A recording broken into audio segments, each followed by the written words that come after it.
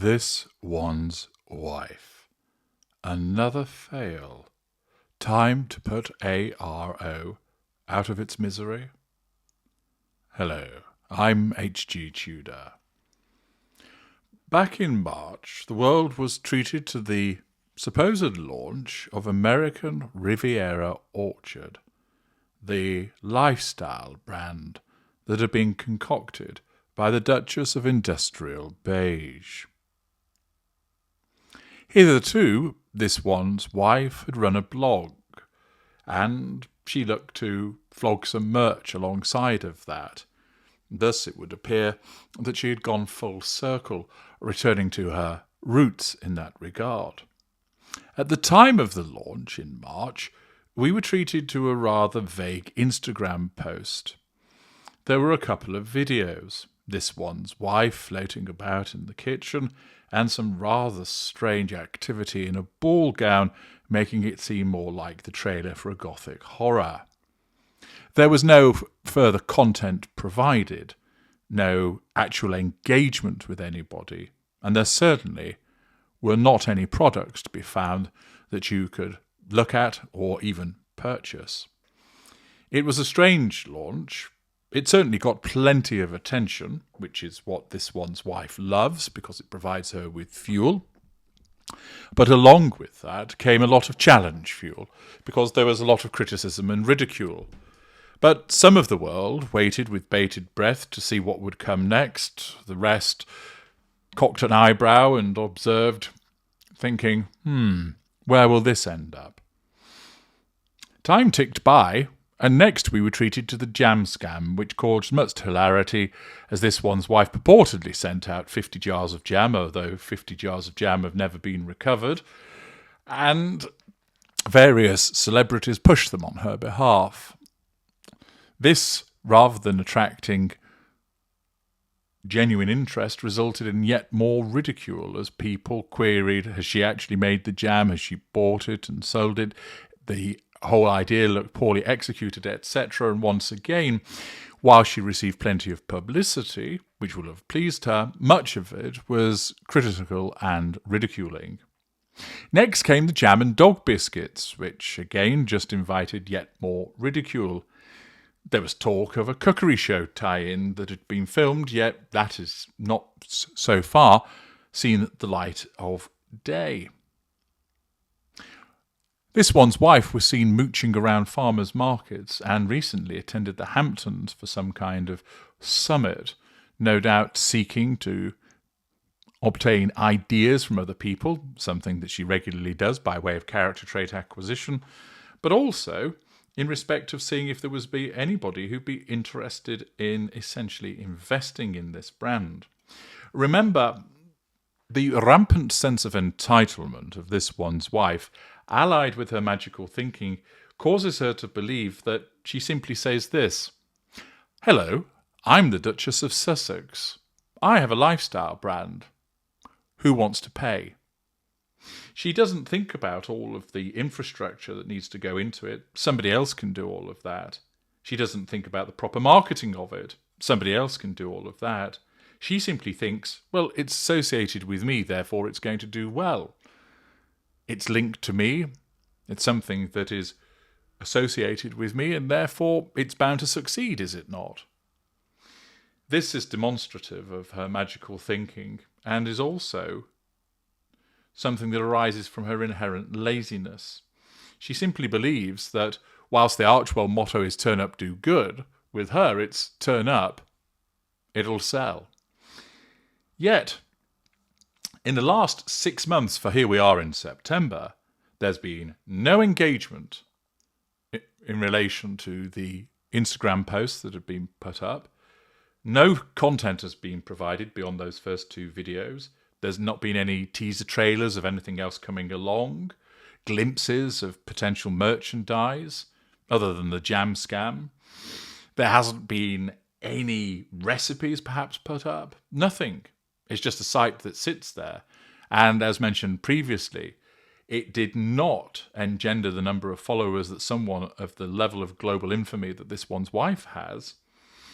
And those number of followers have dropped off also. Thus, it should have obtained millions upon millions of followers given her global profile, yet it only got into the hundreds of thousands, and then that has started steadily going backwards because of the fact nothing's actually occurring with the site. There's still no products. There's nothing you can buy. There's nothing that you can see. There isn't even a gallery of items which might tempt you. And hilariously, the woes surrounding the appointment of a CEO were, of course, dealt with by this one's wife claiming, well, she's the CEO. It doesn't really look that good, does it? And you'll recall that I had specialist input from my PR expert who basically said the patient is dead and it ought to be thrown in a shallow grave. I think that's entirely right. And my PR expert's observations have proven to be entirely accurate.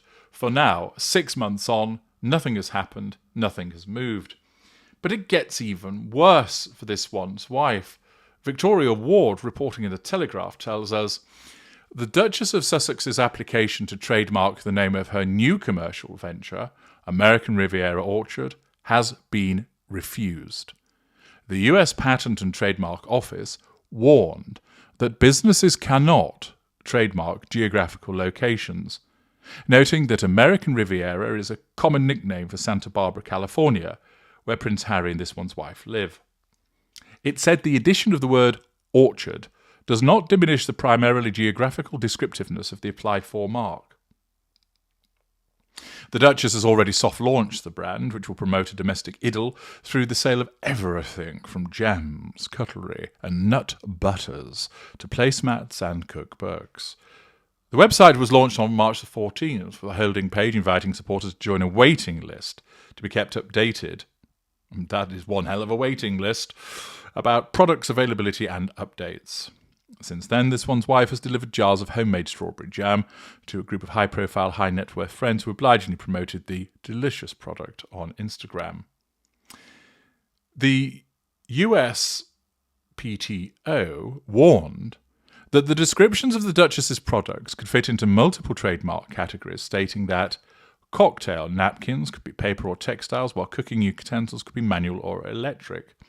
The 46-page document, filed on Saturday, included screenshots of another Santa Barbara company using the term American Riviera to sell a specific candle, and several web pages demonstrating that Santa Barbara is widely known as the American Riviera. It said that because the location was the brand name, a public association of the goods and services with the place is presumed. It added, furthermore, the purchasing public would be likely to believe that the goods and services originate in the geographic place identified in the mark, because the attached evidence shows that the applicant's founder, i.e. this one's wife, resides in the geographical place identified in the mark. The purpose of such rulings is to leave geographic names free for all businesses operating in the same area to inform customers where their goods or services originate. The Duchess was given 3 months to address the non-final officer action by USPTO or face having her application dropped. She must also pay an additional $700 to move forward with the request. The Sussex's office considers such actions routine and expected when filing for trademarks. It expects to respond in due course. One option is to simply submit a disclaimer confirming that no claim is made to the exclusive right to use American Riviera. It comes after the Sussex's attempts to trademark archetypes. The name of this one's wife's podcast was rejected by the USPTO due to the likelihood of confusion with other brands.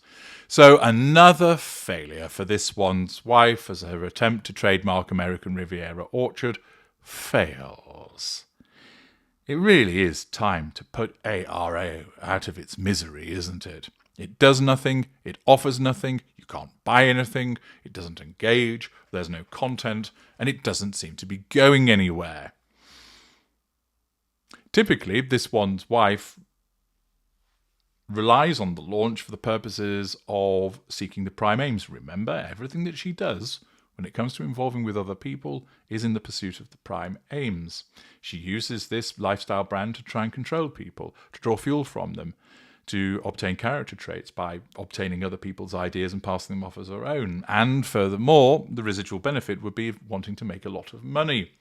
She naturally believed, like many celebrities do, that they can capitalise on their fame. For instance, bringing out a Fashion brand or a range of perfumes, etc. But for this one's wife, she has miscalculated in terms of her lack of popularity and the fact that it actually requires quite a bit of work, something that she's not really interested in doing.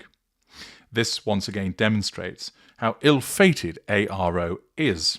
The knockback will naturally wound her, and she will blame somebody. She won't accept that it's her fault that she chose a stupid name, but rather it was the lawyer's fault that they didn't submit the application properly, or probably Harry's fault because he was chewing on a blue crayon when she needed that to make the application. Once again, she fails. The Duchess with the Saddam touch, everything she touches turns to shit, proves that she's capable of doing that once again. I'm H.G. Tudor. Thank you for listening.